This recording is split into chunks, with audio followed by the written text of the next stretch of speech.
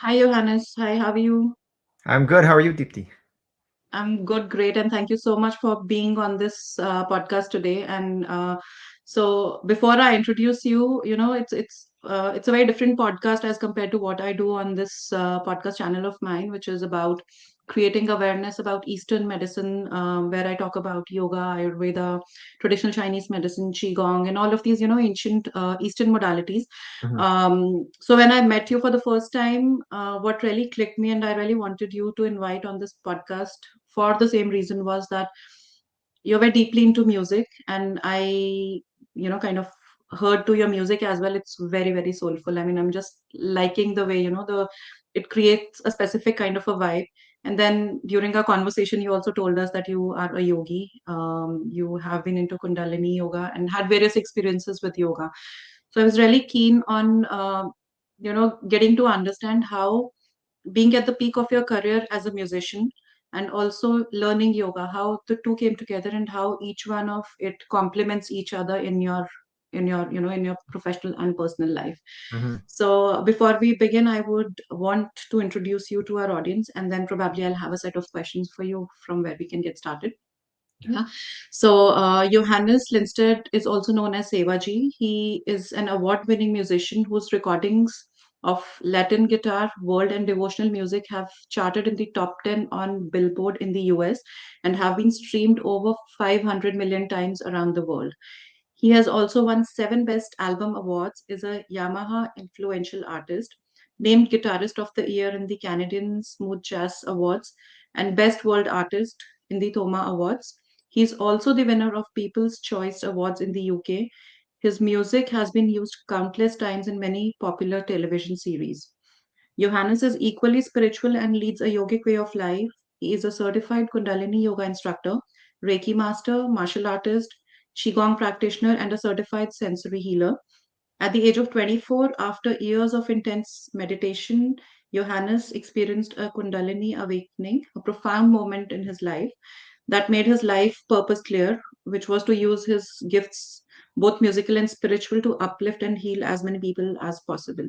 So I think, Johannes, so much to talk about you, but my first question is going to be, help us understand who you are and how yoga, spirituality, and music came together for you.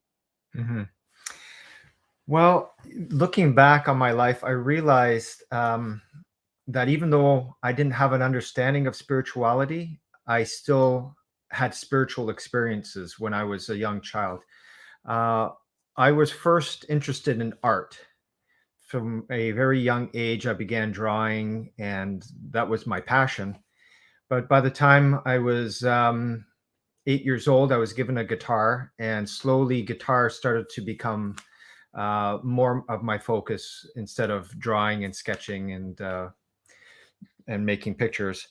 And by the time I was, I would say, around 12 years old, I knew that I wanted to be a musician. And I think that's something that's very important in one's life. If one has a clear goal in mind, it's so much easier to achieve.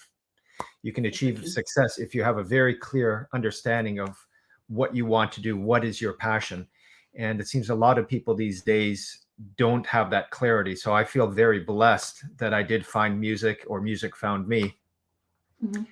And by the time I was in my teens, again, looking back, I realized how music was a spiritual path for me because it involved a lot of the same spiritual principles of concentration, meditation, getting involved with the music, not just being separate from the music, but the music becoming part of you and you becoming part of the music. Mhm. And I reached that probably when I was around 15 or 16. There was a clear shift that happened in my consciousness, and it wasn't through actually what we would call spirituality. It was through music as a form of spirituality. And So that's very interesting, because two things that I really liked about that you mentioned, that you know your path, and then you start walking that path. And I guess for you it happened really early in life. Yeah. And so it this is an aspect of spirituality for sure. And then, Mhm. you know, music happened to you, which is again somewhere which again connects you to spirituality. And then yoga also happened to you. So it was, I think, three powerful forces behind you which, you know, took you in a specific direction, and that's kind of worked for you, right? Very much so. Yeah. Okay. And So yeah, please carry on. Yeah. by the time I was in my late teens, that's when I discovered spirituality. It actually happened through interest in paranormal things like out of body experiences, the possibility of other life forms visiting this earth from different galaxies. So I started to Mm-hmm. read a lot, and that got me interested in Buddhism. Buddhism got me interested in martial arts. I eventually got interested in Bhagwan Sri Rajneesh, or also known as Osho, when I picked up Mm-hmm. a book. It just, I was at this bookstore and this book just started to look at me. And it was like in the discount bin. I think maybe the store was closing down, and I saw this person whose face just looked in ecstasy. And I thought, okay, I'll pick that Mm-hmm. book up. It was called The Book of Wisdom, Volume 2 by Bhagwan Sri Mm-hmm. Rajneesh. And it was like literally every sentence that I read was an epiphany, was an awakening for me. And it really opened up my consciousness. And from there, I just got myself involved with many different paths. Yeah. So, I guess what you mentioned that, you know, getting hooked, getting a hang of that specific book that you got into, it happened really early in your life. I mean, was there some maybe somebody in the family, or you had some kind of a background where you got to get some kind of an exposure, or it was all coming in from within? No, my family was primarily very much Pentecostal Christian. I was raised that Mm-hmm. way. As a kid, I would go to the Pentecostal Christian camp. It was a German Christian camp, so it was very strict, as you can Mm-hmm. imagine. Mm-hmm. So, I mean, that I guess is spirituality, but not in the way we know it in terms of the East. It's not a very Eastern approach. So my approach, getting interested in Buddhism, yoga, martial arts, was very foreign, was very different from that upbringing. So I was kind of I like to say, the white sheep of the family. Mm-hmm. Yeah, and that's completely different. I guess you're coming from a different, completely different background and getting into all these Eastern sciences. So how Yeah. actually yoga and qigong happened to you then? I beg your pardon? How did yoga and qigong happen to you? I mean, since you know your family did not have that kind of a Yeah. background, or you did not had any exposure. Yes. So when I was, I guess, around 19, 20, I became interested in Buddhism. Mm-hmm. And Buddhism led me into actually studying Kung Fu, because the Kung Fu in China was founded by Chinese Buddhist monks. Mm-hmm. So that's kind of how it led into it.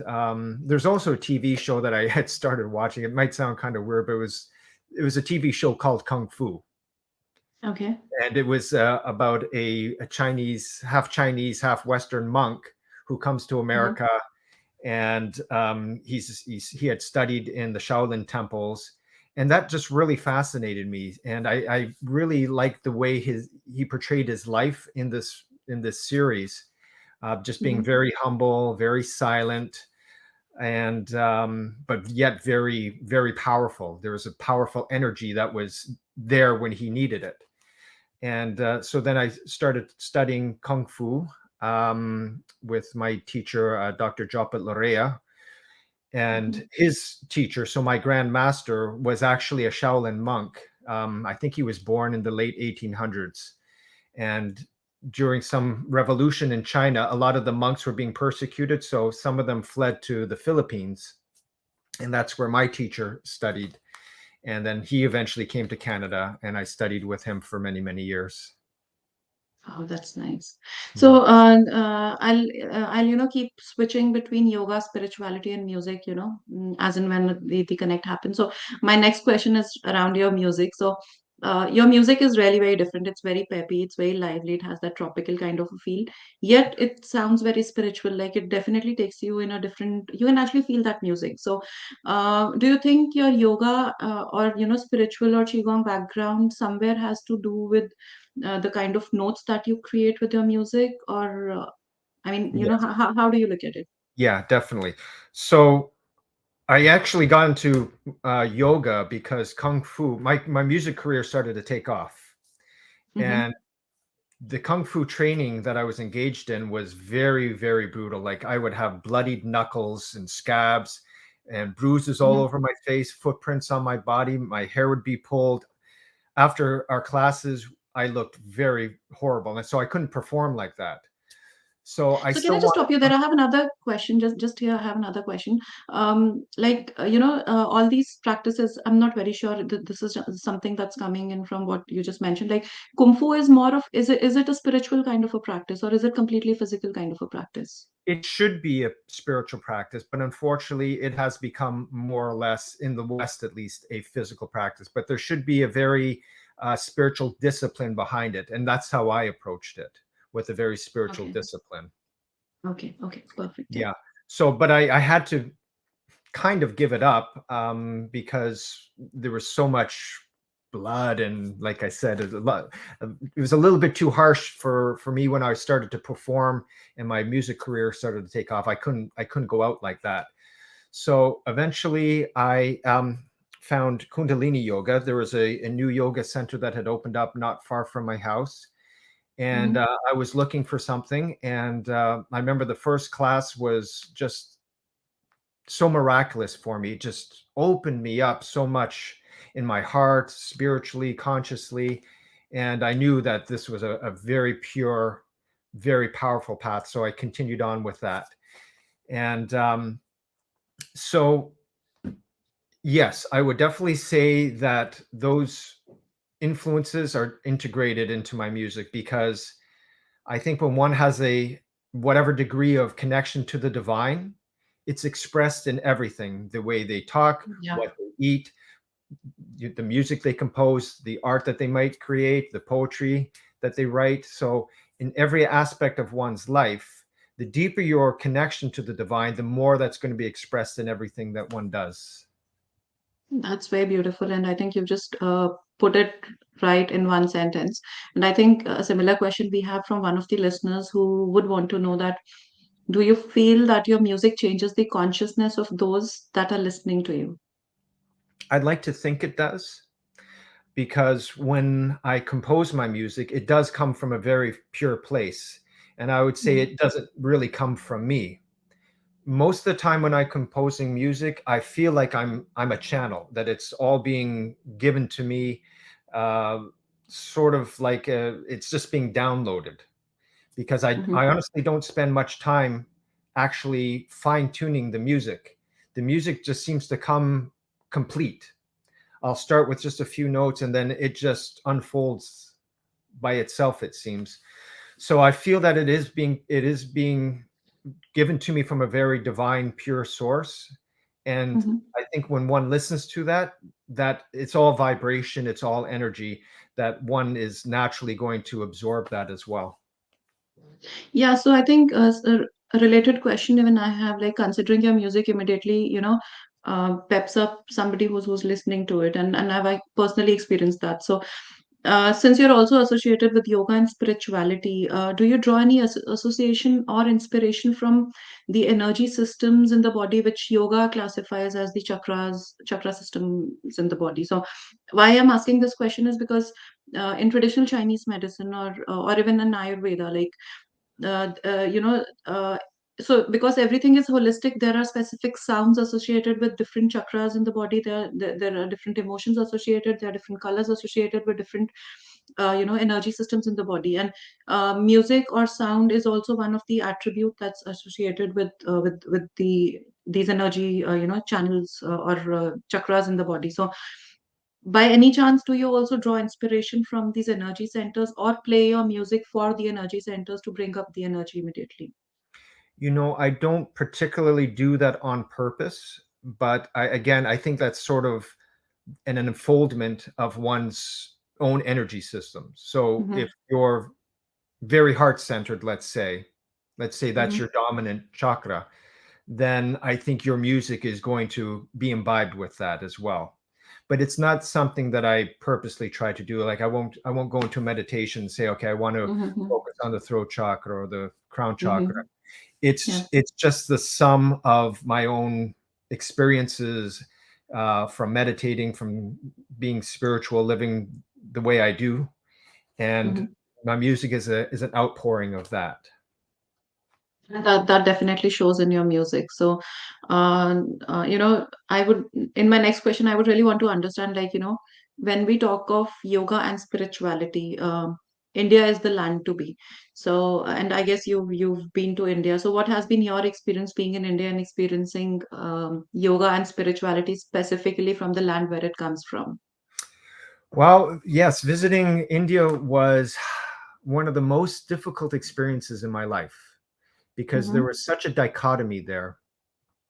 There was deep beauty, but there was also so much suffering that I saw. Being in New Delhi, I saw lepers, which is something you don't see in the West. Mm-hmm. So I was unaccustomed to that. Um, just seeing things that we don't understand in our upbringing in North America. Yeah, So that experience, I guess, really awoke me to the suffering that exists. I had seen poverty before, but I hadn't seen that sort of poverty that I had seen in India. And then in other places, I saw so much beauty. I visited some ashrams, I visited temples. I also went to Goa. I mm-hmm. visited the Osho ashram in Pune. Um, Mm-hmm. so, like I said, there's a real dichotomy in India. You see the most beautiful, the most spiritual, the most powerful, and such rich history. I mean, I can't think of many countries that have the rich history that India has. That's true. Yeah. So it was definitely a very profound experience, and I was there for about a month. And when I returned, the whole month I was fine. Mm-hmm. I didn't get sick. A lot of people maybe eat some wrong food. I had no problem.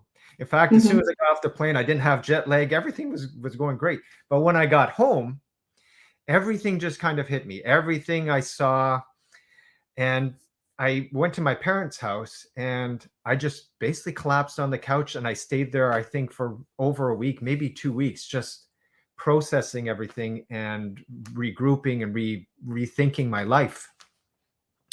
So it's an experience that I think everybody should undertake. I didn't go with a tour guide or anything, so I ended up going into Mm-hmm. some rough areas. Being on my own, I don't want to say lost, but I was just not under any sort of itinerary. I could go wherever I want, do whatever I wanted to do, see whatever I wanted to see. And so it's an experience like that. I mean, if you have a guide, they're going to take you to specific places. Yes. Yeah. That might be a safer way to do it, but I'm glad for the experience that I had. Yeah. So, I mean, that there's so much to explore back in India. Yeah. But my question specifically is coming from the place of understanding, like, you experienced yoga in the North America, and then when you traveled back to India, you had some certain experiences about yoga and spirituality. So, what kind of a difference in yoga and spiritual side of things you experienced, as compared to what you experienced in North America? I mean, did you find any change, or was it the same thing that you had experienced in the North America? It was the same yoga and spiritual experience back in India. Well, I think you can find perhaps what we would call authentic yoga here as well. But the Mhm. majority of yoga that we're being taught in North America is what I call Las Vegas style yoga. It's more like show yoga. Yeah, yeah, yeah. I do understand that. That's why I'm bringing up that question, Yeah, because I also come from a yoga background, and all my studies in yoga has been from India. And what yeah, I see here in North America now is more, it's I would not say it's superficial, but it's more inclined towards the physical side. But yoga is so much deep more, about your yeah. mind and your breath and how it aligns you as a whole. So Mhm. great. So okay, Johannes, my next question is around breath, since we are talking about yoga. Mhm. So like yoga has a deep connection on breath, and we know that if you start to align breath with your yoga practice, it brings your mind and body both in harmony, and breathing sound follows a certain rhythm, and that rhythm actually creates that balance, at the body and mind level. So specifically, like in Ashtanga Vinyasa practice, there's this specific ocean breath which is used to kind of create that synchronization with the flow that you're doing. And Mhm. if we try to correlate it with music, I believe there is some kind of breath awareness and breath synchronization happening in music as well. And since music is also about, rhythms and synchronization, I believe that when you practice, that breath element has to be synchronized well to create the right kind of music. So while playing your music, it actually reflects in your musical notes. So what is your take on that? So this question is coming from the space to understand that we consider breath as the most important element in yoga, like if we look at the traditional yoga, and in Mhm. music breath has an equal focus, and which creates and when I believe when such notes which are breath aligned come up, they have a spiritual angle to it. But since you are a performer, and you actually have experienced music and breath awareness together, what's your take on that? Right.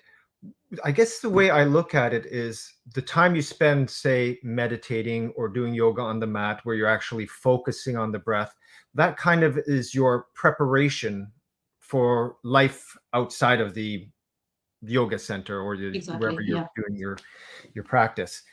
So you spend that time, and that is the time that prepares your body to endure the stress of life, and also to prepare your body and your consciousness to in the way that it's going to identify with reality. So the deeper you go into your breath, the deeper the connection with the breath and your consciousness, the more you can live consciously when you're outside in the real That's world. true. Yeah. Um, so I feel like those practices do prepare me for music, and I guess maybe I'm at the stage where I don't necessarily focus on the breathing when I'm practicing or when I'm performing. It becomes natural. I think that's the Mhm. whole point, is that Yeah, everything that you're doing in a sort of meticulous, methodical way in your spiritual practice has to be it integrated aligns you as a whole. in Yeah, it. where it's Yeah, just becomes a natural phenomenon. You don't have to exactly. concentrate on it anymore. I'm not saying everybody is there, but eventually, through lots of years of practice, then your body just gets into that natural alignment, and it's nothing that has to be a conscious act anymore. So musically, I feel that there is an alignment with breath, and as you probably know, there are many different breathing patterns, not even just yoga breathing patterns, but just in life. When you're excited, you breathe a certain way. When you're calm, you breathe a certain way. When you're with your beloved, you breathe a certain way. Exactly. Yeah. Breath has an integration with all the human emotions on different levels. And again, with music, music also reflects so many different levels of what a human is. Music can be that loving thing. Music can be aggressive. Music can be so many different things. It can be calming. It can be exciting. And that just the listener, but also the performer, goes into that breathing pattern, I think, somewhat naturally. So there's definitely a correlation between breath and music, and either being the listener or the performer. Mm-hmm. Great, nice. Okay, so again, coming back to your music, and I mean, for some of the I would not say the albums, but I've just tried to go onto your YouTube channel and just trying to listen to some of the music that you've created, and what I found was there's a lot of tropical feel to a lot of notes that you create. Mhm. So when we think of tropical, it's more about beachy side. It's more about seas and coconut groves and that kind of feeler. And so, how Mhm. do you actually see yoga and spirituality coming together in that tropical vibe that you create? Hmm. Good question. Well, I guess yoga being India being subtropical and tropical, I would assume that the yogis were in that sort of environment of, in the Mm-hmm. jungles and just surrounded by a lot of nature, a lot of ocean. Um, but in my own life, I've just always loved the tropics. I mean, being raised in Canada where it's cold, so Mm-hmm. cold in the winters. Yeah. And then if you go on vacation and say in January and you're all of a sudden transported to somewhere where the sunshine, blue skies, and you're taken away from the gray and all the snow, it's just Yeah. something that stuck with me. And Mm-hmm. personally, I just like to wear as few clothes as possible. I'm not saying I'm into Mm-hmm. being naked or anything Yeah, like yeah, I that. understand I that. just like wearing loose, sort of like yogi style clothes, Yeah. like a little wrap around, and Losers and yeah. yeah. So I'm happier like that. Just living very Mm-hmm. simply, being able to pick fruits off the trees and just So live a that very makes you live who you are, yes. probably. Great. So do you drive any inspiration from beaches or that tropical kind of a vibe in your music? Oh, definitely. It's basically all inspired by that. I do have some classical influences in my music because I love classical music. But Mm-hmm.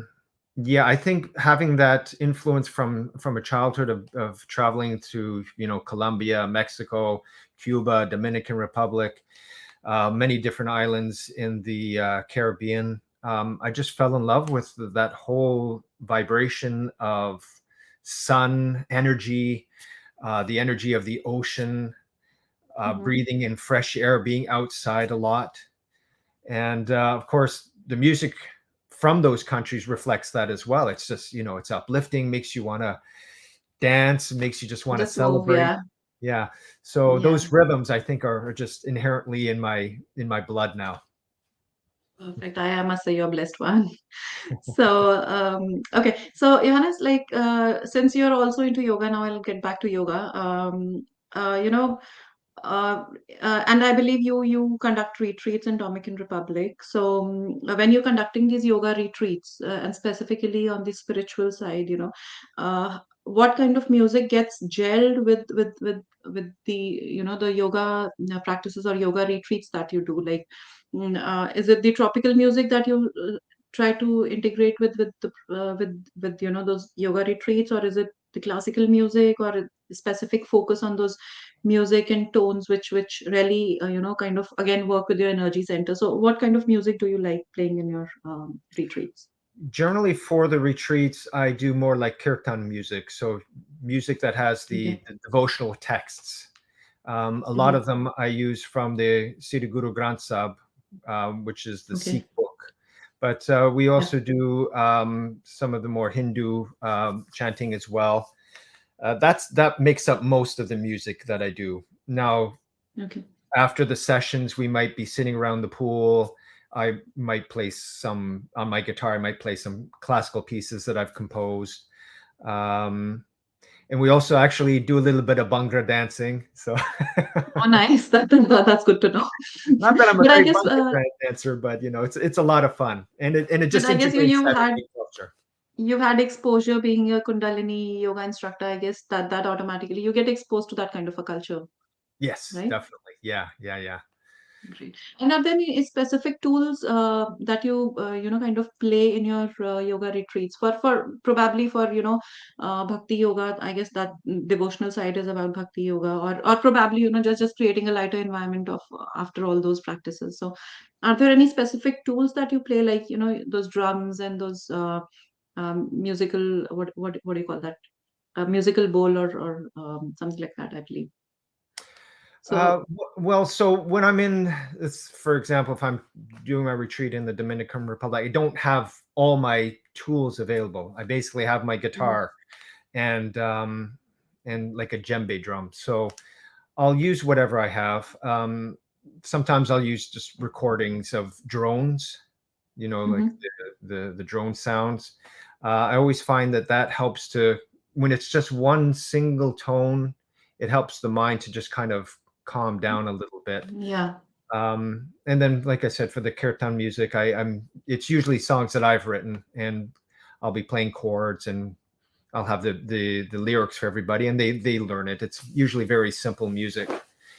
Um, And of course, even the sound of the ocean is so very healing as well. Yeah, These are the primal sounds of the earth that heal us, or the sound of nature, yeah, animals, whatever. All that kind of brings you back into your natural self, because in our society we've gone so far away from our natural selves, that's true. Yeah, surrounded by concrete, and and everything's just kind of manufactured. So it's so important, whether one's into yoga or not, that they do get back to nature, that they spend some time in nature, get some fresh air, get the beauty of the sun shining upon them, and just even seeing the colors of the trees, everything just helps to bring one back into their natural self. that's true. So, okay, Johannes, I believe you, talking about foods, I think you are a vegetarian. Please correct me if I'm wrong. Yes, I'm vegetarian. Yeah. Yeah. So, yeah. So, being in this part of the world where eating vegetarian is something that you'll not find many people, being completely vegetarian. But since I Yeah. believe you are into spirituality, somewhere it does have an influence in your food as well. So, what role do you think a vegetarian diet has played in your yoga and music practice? I think it's made a big impact. I stopped eating meat probably a good 20 years ago. I was, raised in a normal family where meat was a big thing. And then through my various awakenings, and of course, discovering yoga was a big part of it, I came to the realization that I just can't be part of that industry of eating slaughtered animals. I don't like to put Mhm. it that way, but that's really what it is. That's how it is actually. Yeah. Yeah. So I think once I dropped meat, that allowed me to go deeper into my sense of compassion. And that is, I think, very much important for music, for at least for the music that I do, to have that sense of compassion. And again, that gets translated into the songs that I compose. Um, Without that, everything is a vibration. So even meat is a vibration. So when you're eating that meat, you're eating death. You're eating something very heavy. I'm not saying it's not healthy, not necessarily for you. That's sort of beyond the point, because you can get nutrition, of course, from eating meat, but it's the consciousness behind it.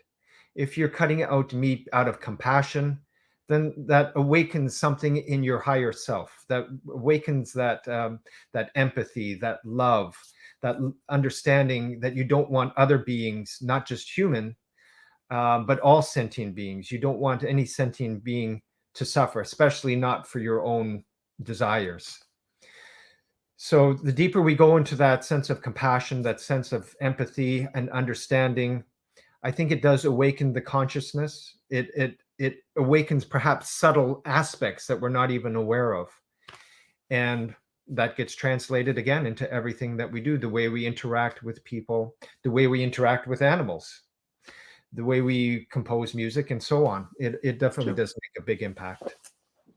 So, and just to add on here, like, what you just mentioned about diet, it's so good to know that, you've actually experienced when you go back onto a vegetarian diet, it's not only the body that changes, your mind also changes. And that has been my personal journey as well. Like, I started my wellness journey being a macrobiotic nutritionist, and then gradually, got into yoga, and then started raw food nutrition, now studying Ayurveda. So, while learning all these ancient modalities, I realized that why is it that all these ancient modalities talk about plant-based diet? There has to be something. And then when I, digged in deeper and specifically on the yogic diet perspective, I realized that beyond nutrition, beyond calories, beyond looking at the quantitative side of foods, there's something qualitative aspect to the foods, which is the vibration, which modern science probably does not recognize yet, or probably that there is some awareness happening. But when you transcend beyond understanding this much protein, this much carbs, and this much that, and this and that,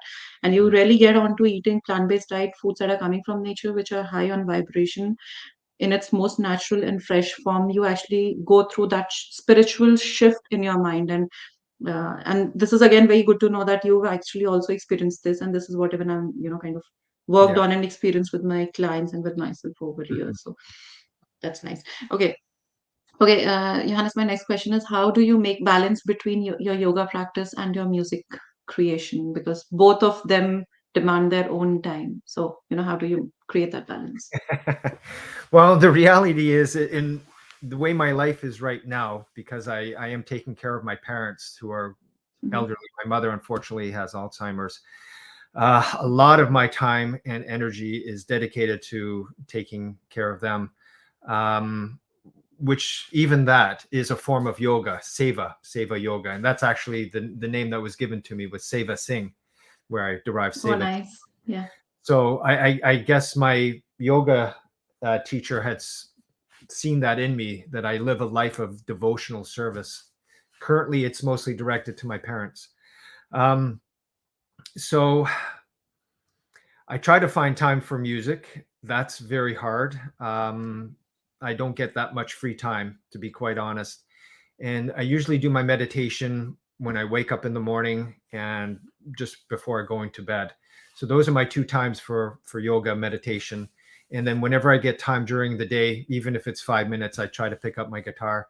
And I inevitably start to compose something. I don't know why, but it seems like every time I pick up an instrument, whether it be guitar, piano, native flute, sitar, I just have this desire or this need to compose something.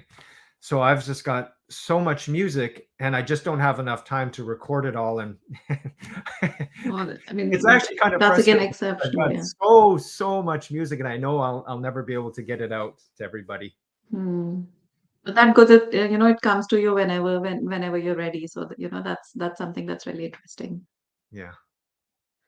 Great. So, okay, Johannes, also tell us about your, you have a organization by the name Divine Earth, which is in Dominican Republic. So, and which is majorly focused on bringing awareness about meditation, yoga, and joined with yoga, exactly the same topic that we picked up today for this conversation. So, what is this organization all about, and what it does, and how people can get associated with it, if at all, Sure. there is some option for that.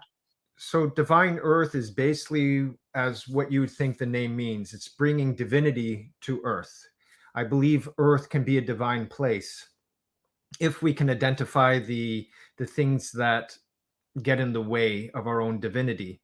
And that can be music, because there is a lot of music that is not uplifting, that is not healing, that is not coming from a divine space.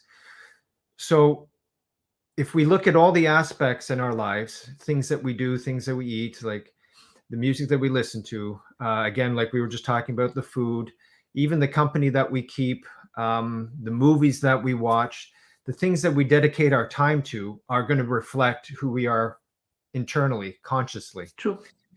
So divine earth is meant to bring people, if they come on the retreats, to give them a taste of what it's like to eat a vegetarian diet, spend time in nature, spend time with the breath, move the body a little bit.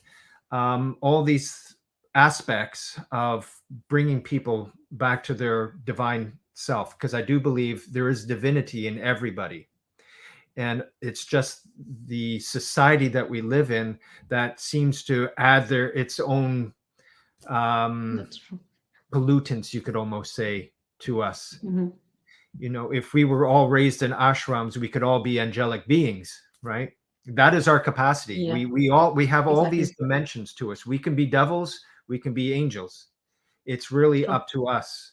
Sometimes the influences of society are very overwhelming and people get really sucked into it, whether it be through drugs, alcohol, or whatever kind of addiction. So it's getting back to that pure self where we're free of addictions. We can think more clearly, and have that desire to be aligned with God or the divine source, whatever we like to call it. But it takes dedication, because now, it doesn't matter how old you are, 30, 40, 50, 60, one has accumulated so many different things, so many different influences, so many opinions have been foisted upon us. So we Mhm. have to slowly clear that all off. And through chanting, through meditation, through breathing, we start to shed those layers of the onion, you could say. And slowly, slowly, we become who we were meant to be. And I believe that is divine beings. Exactly. So, coming back to the kind of retreats that you do in Dominican Republic, so what are the kind of yoga practices that that are part of your yoga retreats? Is it the Kundalini yoga, focus on mind, or focus on the body, or what kind of practices do you like doing? Yeah, it's definitely Kundalini based because that's what I'm trained in. And I found that to be very, very effective for me. And again, it's good because one doesn't have to be super flexible to do the Kundalini yoga.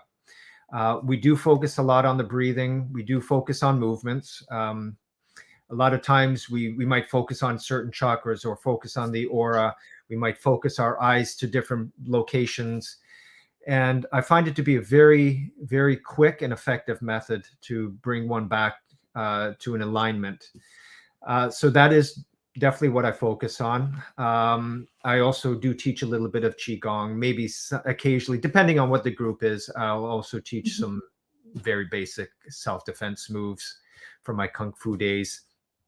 But Mhm. mostly it's the experiences through eating a vegetarian diet, getting up at 4 a.m.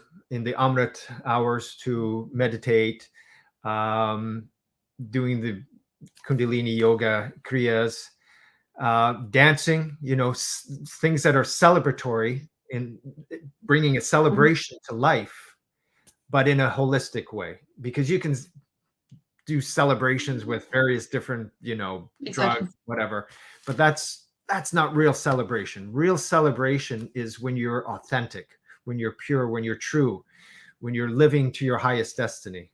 And that's an ecstatic state without drugs. Yeah, I mean, definitely, yes. So, coming back to your music, what is one message that you would want to, give to the people through your music? Or, what does your music communicate to the world today? So the way I look at my music is through my Spanish guitar music is that it's very celebratory, but again, it has a very high frequency. So what I hope is that music will bring people closer to that purity, and from there they can go to higher levels. I'm not saying that my Spanish guitar music is the highest level, but I see it as a sort of intermediary. So people might discover me through my music and they think, oh, he lives a very interesting lifestyle. And that can influence people when they see that I live a holistic life, a yogic lifestyle, vegetarian, I don't drink, don't do drugs. That can influence people. So my music I see as a way to bring people in and hopefully draw them to higher states. No, that definitely is there for sure because, as I said, I have been really hooked to your music, and most of the times of the day, it's playing at my home. I mean, there's some kind of a vibe and energy to the Yeah, music for sure. yeah. Okay, and so Johannes, where can our listeners find you and your music?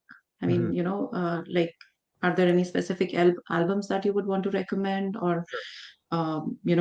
is it on YouTube or these podcast channels, or just to help us understand? Yeah, my music is on pretty much every streaming platform, YouTube, Spotify, Apple, all those. People can also come see me perform live. I know this video might be seen later, but if anybody's around on March 2nd, 3rd, and 4th, 2023, I'll be performing in Toronto, in Midland, Ontario, and Welland, Ontario. Oh And wow.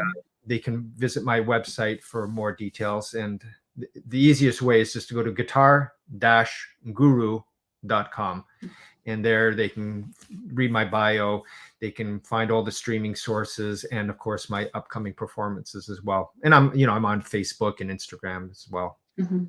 Perfect. Even I'll check that out. My daughter is crazy about concerts, and it's a promise that I had to take her to one concert really soon. So I'll try if I can be there for sure. Oh, that'd be great. Um, yeah, and one last question, Johannes, before I end my conversation.